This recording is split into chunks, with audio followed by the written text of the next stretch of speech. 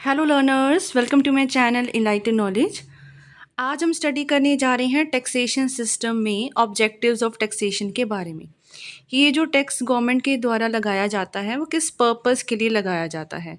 तो वीडियो शुरू करने से पहले आपको बता देती हूँ, आप मेरा टेलीग्राम चैनल ज्वाइन कर सकते हैं। वहाँ पर हर एक वीडियो की आपको PDF फाइल अवेलेबल हो जाएगी। साथ ही में फेसबुक पेज को भी लाइक कर दीजिएगा, लिंक आपको डिस्क्रिप्शन बॉक्स में मिल जाएगा। शुरू करते हैं आज के लेक्चर को। तो हमने कल की क्लास में क्या पढ़ा था उसको थोड़ा रिवाइज कर लो कि कल हमने पढ़ा था भी टैक्स होता क्या है। तो टैक्स होता था that is a compulsory payment by the citizens to the government. और ये क्यों किया जाता है? ताकि जो गवर्नमेंट है वो अपने खर्चों को पूरा कर सके, ठीक है, अपनी पब्लिक एक्सपेंडिचर को पूरा कर सके। तो सबसे बड़ा जो सोर्स होता है इनकम का वो क्या होता है? टैक्सेस ही होता है। और टैक्सेस डायरेक्ट भी हो सकते हैं, इनडायरेक्ट टैक्स भी हो सकते हैं। ये भी आपके, ठीक है, टाइप्स में आएगा। अब हम पढ़ते हैं कि ये जो टैक्स है वो लगाया क्यों जाता है, इसके क्या क्या ऑब्जेक्टिव्स होते हैं गवर्नमेंट के द्वारा। सबसे जो पहला मेन ऑब्जेक्टिव क्या होता है? To get the income earn करने के लिए। अब गवर्नमेंट का जो पैसा है, इनकम है, वो कहाँ से आती है? लोगों के हाथों में से ही आएगी। तो लोग उनको क्या पे करते हैं? टैक्स पे करते हैं। So every government needs income to meet its expenditure. अपने खर्चे को पूरा करने के लिए हर सरकार क्या करती है?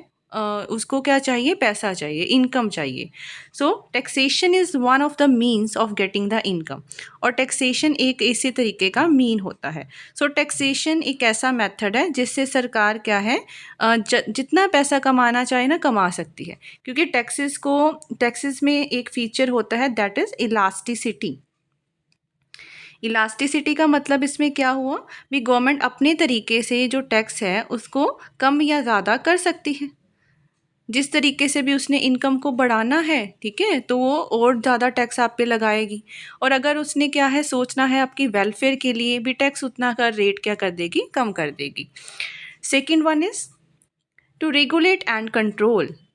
ये बहुत इंपॉर्टेंट पॉइंट है। देखो, टैक्सेस जो गवर्नमेंट लगाती है उसके पीछे ज़रूरी नहीं कुछ ना कुछ इनकम या प्रॉफिट मोटिव होता है। उसके पीछे ये भी मोटिव होता है कि गवर्नमेंट कुछ चीज़ों पे टैक्स लगाती है ताकि लोग उसको कम खरीदें। और कुछ ऐसी चीज़ें हैं जिन पे टैक्स कम कर देती है ताकि लोग उसको ज़्यादा खरीदें। जैसे कि जो अमीर लोग होते हैं, ठीक है, वो क्या करते हैं? गुड्स को इंपोर्ट करते हैं, बाहर की कंट्री से मंगाते हैं। तो गवर्नमेंट क्या चाहती होती है कि एक्सपोर्ट प्रमोशन हो, ज़्यादा से ज़्यादा हम लोग बाहर चीज़ें भेजें ताकि उनकी करेंसी हमारे इधर आए, हमारे पास ज़्यादा से ज़्यादा फ़ॉरेन करेंसी हो और हम लोग कम जो है वो उनसे ख़रीदें। तो इस वजह से वो सरकार लगाती है इंपोर्ट ड्यूटीज़ ताकि आप लोग बाहर से कम खरीदो। उस तरीके से क्या हो जाता है? इंपोर्ट कम होना शुरू हो जाता है। तो यही कारण होता है कि कैसे इकॉनमी को चलाना है, उसको रेगुलेट कैसे करना है। So taxation also aims at regulating consumption, imports, exports and profit. For example, देखो, in order to control or prohibit the consumption of liquor or other intoxicants, कि अगर गवर्नमेंट कंट्रोल करना चाहती है या रोकना चाहती है किसकी कंजप्शन को? लिक्विड की या और भी जो हार्मफुल प्रोडक्ट्स होते हैं, तो गवर्नमेंट उन पे क्या लगा देती है? बहुत ज़्यादा टैक्स लगा देती है। Similarly goods whose imports are to be discourage are burden with the heavy import duties. अब ऐसे इम्पोर्ट्स जिसको गवर्नमेंट चाहती है भी ना हम लोग मंगवाएं, तो उस पर गवर्नमेंट क्या लगा देती है? इम्पोर्ट ड्यूटीज़ लगा देती है। सो प्राइजेस क्या है इम्पोर्ट गुड्स के? वो राइज़ कर दिए जाते हैं। सपोज़ ना चाइना से बहुत ज़्यादा हम लोग इम्पोर्ट करते हैं, तो चाइना हमारे साथ क्या करती है बच्चे? डंपिंग एक ऐसी प्रोसेस होती है जिनमें वो अपनी कंट्री में तो क्या कर रहे हैं? महंगे रेट पे वही चीज़ दे रहे हैं और हमारी कंट्री में आके कम रेट पे चीज़ देते हैं। उससे क्या वो एक मार्केट बिल्डअप करना चाहते हैं। तो ज़्यादातर जो चाइना है ना वो डंपिंग की प्रोसेस को फॉलो करता है और हम उन पे और ज़्यादा टैक्स लगाते हैं। देखो, अब इम्पोर्ट करवाना पड़ रहा है हमें, तो गवर्नमेंट उन पे एंटी डंपिंग लगा देती है। एंटी डंपिंग का मतलब क्या हुआ? उस पर दोबारा से टैक्स लगा देना। जैसे सपोज करो 10,000 का फ़ोन चाइना आपको दे रहा है, ठीक है, उनकी मार्केट में वो फ़ोन 12,000 का है, हमारे इधर के मार्केट का रेट 12,000 है। तो जो एंटी डंपिंग की प्रोसेस में क्या होगा? गवर्नमेंट उसका रेट 13,000 कर सकती है, 15 कर सकती है, इतना टैक्स लगा सकती है ताकि आप लोग उनसे कम खरीदो। तो ये चीज़ें होती हैं। लाइकवाइज सोशल इंटरेस्ट के लिए भी गवर्नमेंट कुछ ना कुछ कंजप्शन रोकना चाहती है कुछ चीज़ों की, तो उस पे ज़्यादा टैक्स लगा देगी। और टेलर ने इसको क्या कहा है, समच्योरी टैक्सेशन, इस तरीके की टैक्सेशन जिससे हम लोग इकोनॉमी को रेगुलेट या कंट्रोल करते हैं। नेक्स्ट पॉइंट है आपके पास एलोकेशन ऑफ रिसोर्सेज। भी रिसोर्सेज को कैसे एलोकेट करना है, कैसे इसको डिस्ट्रीब्यूट करना है, ठीक है। तो चेंज जो होता है एलोकेशन ऑफ रिसोर्सेज में, ये भी ऑब्जेक्टिव होता है टैक्सेशन सिस्टम का। इसमें देखो, अगर तो गवर्नमेंट चाहती है कि लग्जरीज की प्रोडक्शन ना कम से कम हो, तो उस पर ज़्यादा टैक्स लगा देगी। अगर गवर्नमेंट चाहती है नेसेसिटीज़ की जो प्रोडक्शन है वो ज़्यादा से ज़्यादा हो, उस पर टैक्स कम कर देगी। तो इस तरीके से गवर्नमेंट सोच सकती है भी रिसोर्सेज कौन से एलोकेट करने हैं लोगों को। तो ये देखो, if government wants to withdraw the resources from the production of luxuries and utilize the same for producing more of necessities, then it imposed heavy taxes on the luxuries and removed taxes from the necessities। बहुत simple सी चीज़ है।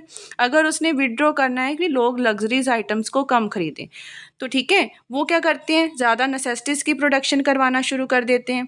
तो इस तरीके से government luxuries पे tax लगा देगी ज़्यादा और नेसेसरीज पे टैक्स को कम कर देगी या रिमूव कर देगी। तो अगर ज़्यादा टैक्स लगा है लग्जरीज पे, उनका प्राइस क्या हो जाएगा, ज़्यादा। अगर प्राइस ज़्यादा होता है किसी चीज़ की तो डिमांड क्या हो जाती है, कम हो जाती है। और लेस डिमांड होगी उन चीज़ की तो उनकी प्रोडक्शन भी क्या हो जाएगी, कम हो जाएगी, और हम उन चीज़ों का कम इस्तेमाल करेंगे। तो इस तरीके से ये रिसोर्सेज हमने कहाँ ट्रांसफ़र कर दिए, नेसेसिटीज़ को बनाने में ट्रांसफ़र कर दिए। अगला पॉइंट है रिडक्शन ऑफ इनइक्वालिटी। टैक्सेशन का एक मेन ऑब्जेक्टिव क्या होता है, जो भी इनइक्वालिटी पाई जाती है इनकम में या वेल्थ में, उसको रिमूव करना। एक तरफ तो गवर्नमेंट क्या कर सकती है, ज़्यादा टैक्स लगाती है रिच क्लास पे।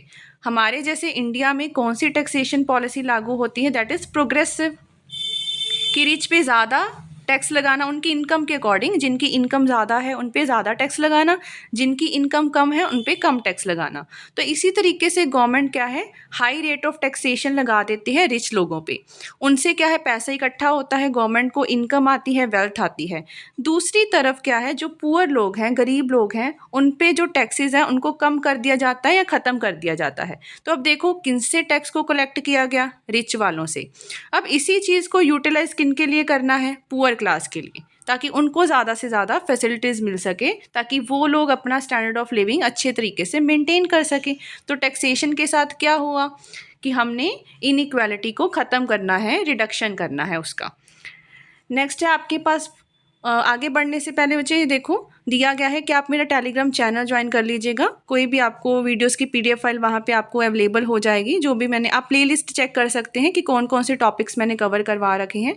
फेसबुक पेज को भी लाइक कर दीजिए। कोई भी आपको प्रॉब्लम है, ठीक है, वहाँ पर आप मुझे मैसेज कर सकते हैं। उसी कम्यूनिटी का हिस्सा बनिए और वहाँ पर आपको अपडेट्स भी टाइम टू टाइम मिलते रहेंगे। नेक्स्ट हम बात करते हैं इकोनॉमिक डेवलपमेंट की। तो जो गवर्नमेंट यहाँ पे अपनी एक्टिविटीज़ करती है, या खर्चा करना हो गया, टैक्सेशन हो गया, या पब्लिक डेप्ट लेना हो गया, तो ये सब चीज़ें क्यों करती हैं, इकोनॉमिक डेवलपमेंट करने के लिए ही करती हैं। टैक्सेस से हमने क्या पढ़ा भी, इनइक्वालिटी ख़त्म होगी, हम लोग अच्छे से रेगुलेट कर पाएंगे, रिसोर्सेज का अच्छे से यूज़ कर पाएंगे, तो उससे इकोनॉमिक डेवलपमेंट आती है कंट्री में। अब टैक्सेस से गवर्नमेंट क्या करती है, reduce the disposable income of the rich. Disposable income word आया ना यहाँ पे। अब इसका क्या मतलब होता है, डिस्पोजेबल इनकम का मतलब होता है जब हम इनकम में से टैक्सेस को माइनस करवा देते हैं। जैसे सपोज करो मेरी इनकम 20,000 है और उस पर 2,000 लगा हुआ है टैक्स, तो मेरे पास असल में रियल इनकम कितनी बची है, ठीक है, वो बची है 18,000। एक्चुअल तो मेरी इनकम 18,000 हुई ना, क्योंकि हमने क्या किया है, मेरी इनकम आई 20,000 है, लेकिन 2,000 तो गवर्नमेंट के पास चले गए ना, through the way of taxes.